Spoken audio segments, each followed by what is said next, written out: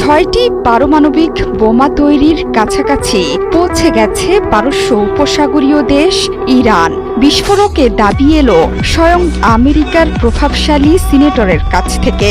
Washington Tehran পরমাণু কর্মসূচি নিয়ে আলোচনার আগ মুহূর্তে এমনই বিস্ফোরক তথ্য দিলেন মার্কিন রিপাবলিকান সিনেটর লিন্ডসে গ্রাহাম। 6টি পরমাণু বোমা তৈরির জন্য ইরানের কাছে পর্যাপ্ত পরিমাণে অস্ত্র গ্রেড ইউরেনিয়াম রয়েছে বলেও দাবি করেন এই সিনেটর। ফক্স নিউজকে দেয়া এক সাক্ষাৎকারে বিস্ফোরক লিন্ডসে গ্রাহাম বলেছেন, তাদের কাছে 6টি বোমা তৈরির জন্য যথেষ্ট উচ্চ সমৃদ্ধ ইউরেনিয়াম রয়েছে, তারা এটি ব্যবহার করবে।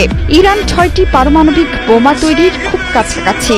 তারা ইসরায়েলকে শেষ করবে, তারা আমাদেরও পিছু নেবে। অর্থাৎ পরমাণু বোমা দিয়ে ইসরায়েলকে শেষ করে মার্কিন যুক্তরাষ্ট্রের পিছু নেবে তেহরান।